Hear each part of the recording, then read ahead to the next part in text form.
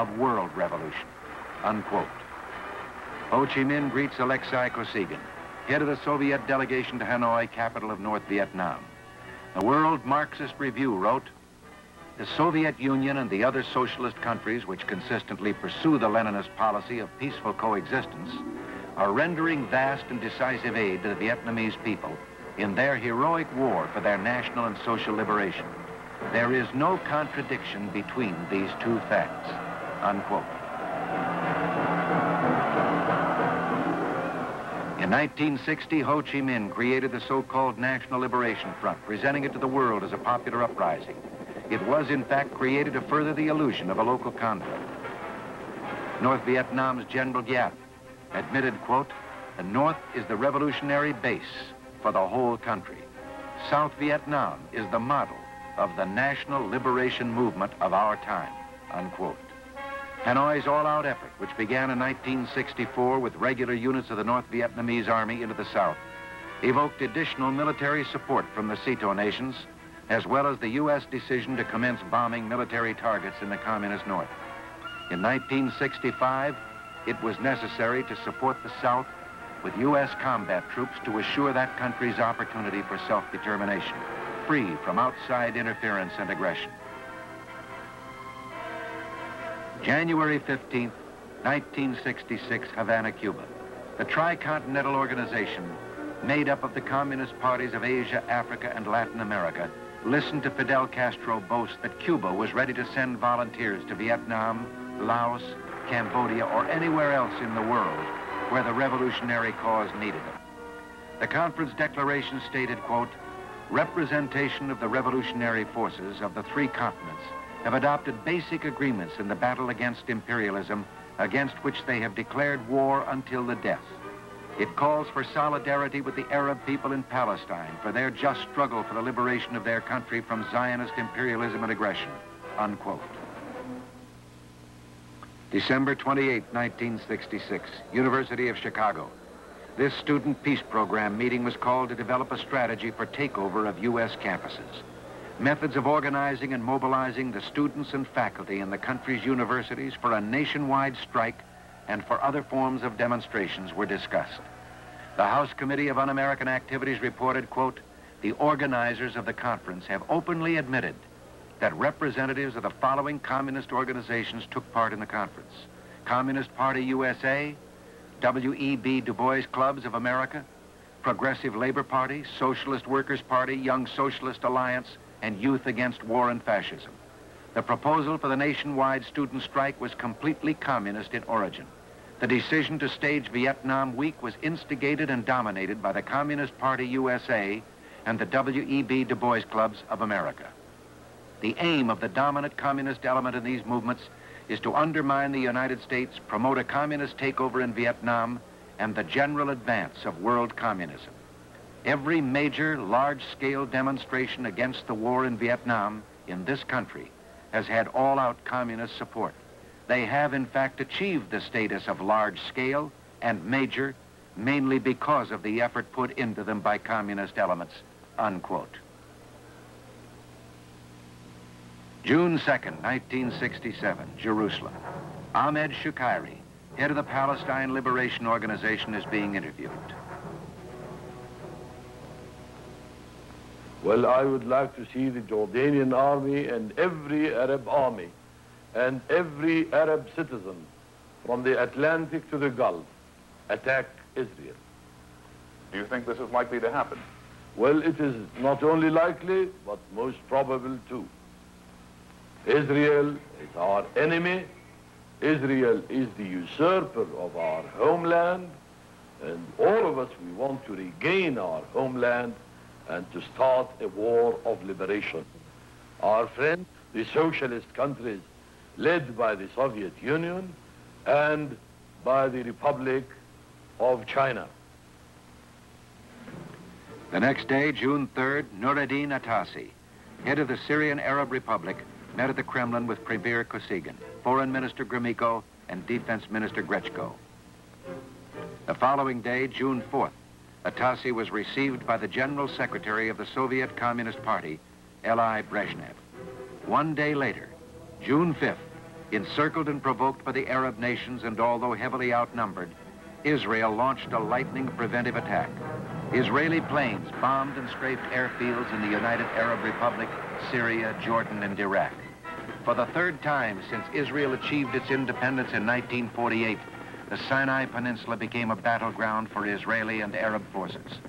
President Nasser of the United Arab Republic had signed a mutual defense treaty with King Hussein of Jordan to support Syria in closing the ring around Israel. On May 18th, Nasser demanded of U Thant, General Secretary of the United Nations, that the 3,400-man UN emergency force be withdrawn from the Gaza Strip and Sinai Peninsula. Unexpectedly, U Thant agreed. Arab troops occupied the UN emergency force territory, and while Soviet warships were making their way through the Dardanelles into the Mediterranean, Nasser closed the Gulf of Aqaba to Israel and Israel-bound ships. The citizen soldiers of Israel, under the command of General Moshe Dayan, the Israeli hero of the 1956 Suez War, again scored a swift military triumph, one of the shortest wars in history.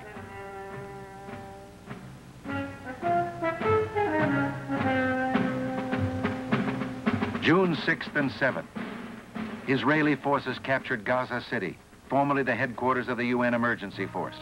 The Egyptian commander of the Gaza Strip, General Abdul Husni, surrendered unconditionally to the Israelis.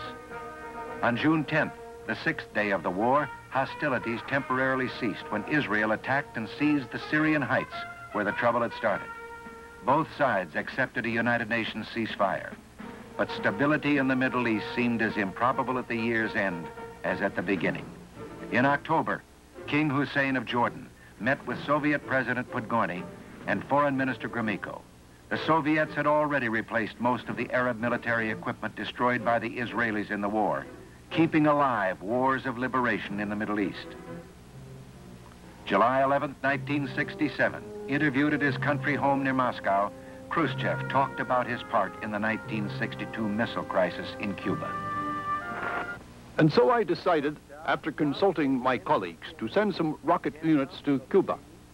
If rockets had not been installed, would there be a Cuba now? No. It would have been wiped out. And if that is true, it means that our transportation of rockets was justified. It cost us money, but we did not lose a single man. We took our rockets and bombers away in exchange for President Kennedy's promise not to invade Cuba. August 12th, Havana. Cuban President Dorticos addressed the Latin American Solidarity Organization, which resolved to carry on Vietnam-type guerrilla struggles against imperialist governments. Its slogan, "The duty of every revolutionary is to make revolution." U.S. Black Power advocate Stokely Carmichael was an honorary delegate. Besides becoming the staging area and source of supply for communist aggression in the Western Hemisphere, Cuba has become a headquarters for the revolutionary U.S. Black Power movement. September 22nd, Stokely Carmichael was the guest of honor at this meeting of the Asia-Africa Union in Hanoi, North Vietnam. October 20th, Washington, D.C. Mobilization for Peace leader Dave Dellinger speaks. I mean, we're serious about stopping the war. We don't want to express ourselves by marching down the streets on a Saturday afternoon. There's a lot of more important and more fun things that we could be doing on a Saturday afternoon. But we want to stop the war and save the lives of those American soldiers who are being killed every week over there. Save the lives of the Vietnamese who are being killed, and if I might say so, save the honor of the United States. This is a no-nonsense movement.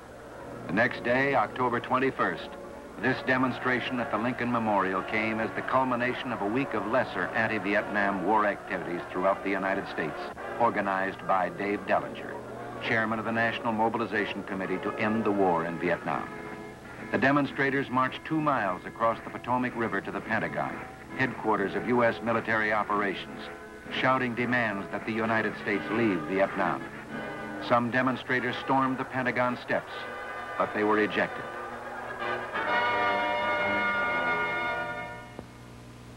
November 7th, 1967, Red Square, Moscow. The Soviet Union celebrated its 50th anniversary of the Bolshevik Revolution. Soviet Defense Minister Andrei Grechko described the 50th anniversary as a great occasion for the forces of national liberation. He pointed out that imperialism and its chief stronghold, the United States, are doing all they can with provocations, aggression, and brazen interference in the domestic affairs of other countries to add to the world tension. The Soviet armed forces, he said, will continue to stand vigilant guard over communism. The Central Committee declared, quote, the socialist revolution, as Marx and Lenin had said, must be capable of defending itself and confront aggressive actions of the class enemy with invincible military force.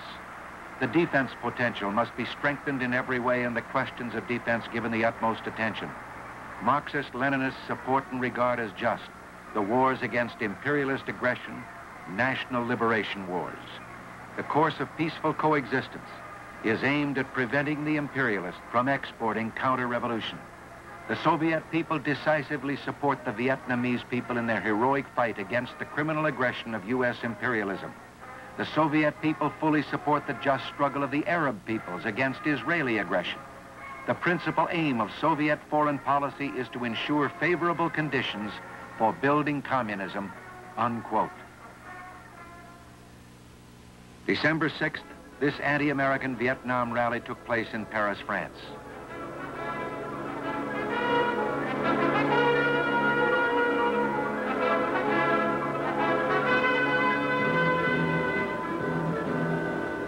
The meeting was held in honor of the Cuban communist Fidel Castro's terrorist chieftain, Che Guevara. From the United States came Black Power advocate Stokely Carmichael.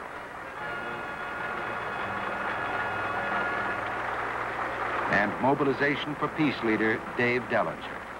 Dellinger, head of the committee which organized the demonstrations that led to violent clashes with police at the August 1968 Democratic National Convention in Chicago, admitted to the House Committee on Un-American Activities that communists acted under the umbrella of the National Mobilization Committee in mounting the Chicago anti-war demonstrations. Carmichael said he was in France to mobilize efforts against the United States. He said he was going back to the U.S. to liberate the Africans there. Carmichael declared it was time for the protest movements to step up to active resistance. He said he was against the people who occupy Palestine.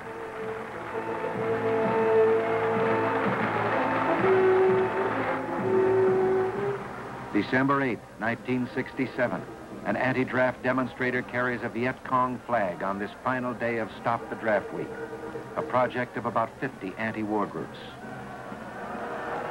Czechoslovakia.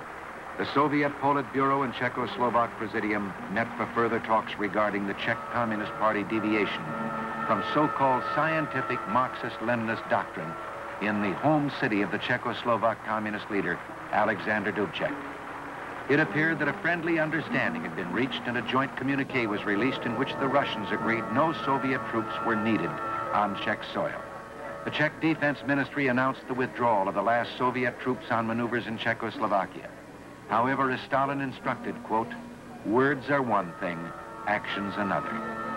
A few weeks later, August 20th, just before midnight, without warning, the armed forces of the Soviet Union and token units of its client states struck across Czechoslovak borders. The initial force of 200,000 troops supported by tanks and planes grew to about 600,000 men in a few days.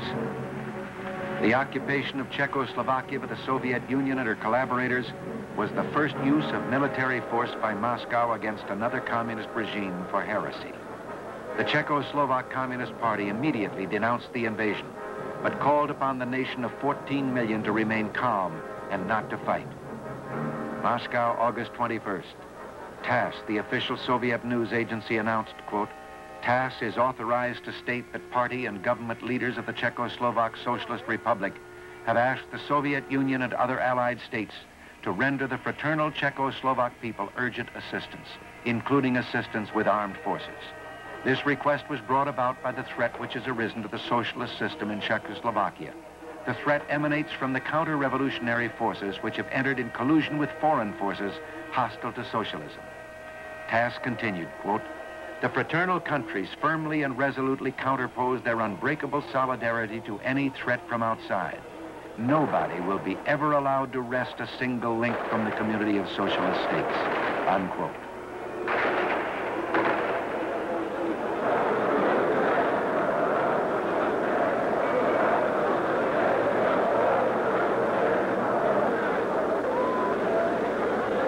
August 22nd, the Security Council of the United Nations in New York City.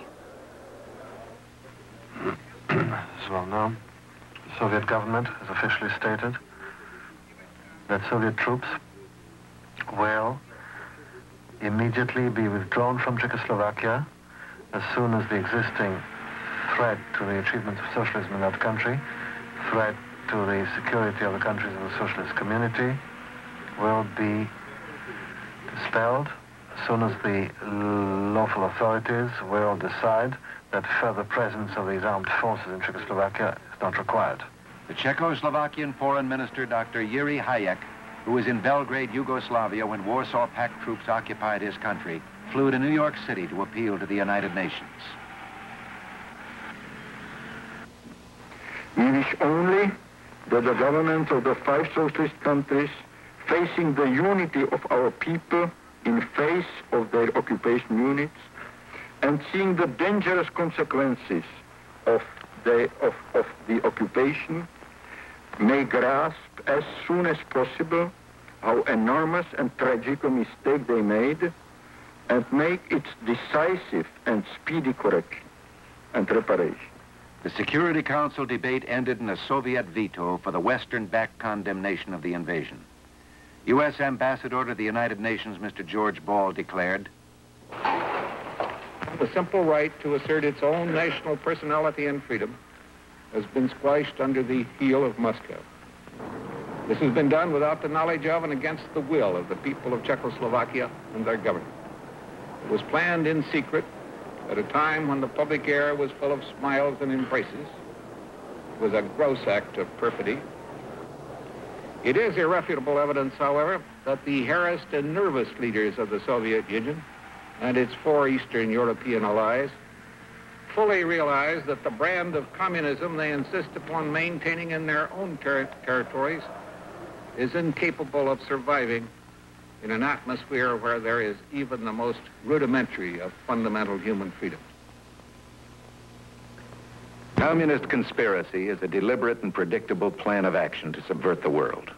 A startling story from Lenin in 1914 with 13 followers to the present with 1 billion people under the control of a comparative handful of communists.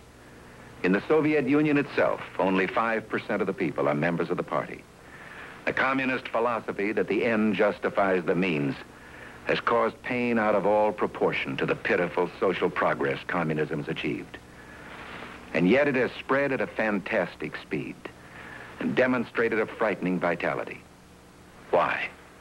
2 primary reasons, I think. First, it has duped well-meaning people everywhere into thinking that it provided an answer to the economic and social problems of the world. Second, it has not hesitated to use force wherever possible to impose itself on unwilling people and to hold them in abject subjugation. What can we do in the face of this communist threat? Well, for one thing, we can, by example, let the people of the world know that the way of free men provides a surer, happier answer for their problems than the outdated, coercive doctrines of Karl Marx. That freedom, and not communism, is the doctrine of the future. We must remain strong so that we can never be blackmailed by men like Khrushchev and Mao Zedong, and so that we can uphold the hopes of the captive peoples. If, as the communists say over and over again, war is inevitable, then it is sheer folly for us not to make every conceivable political, economic, military, and psychological preparation to win. No one knows what the end of the story will be. That's up to you.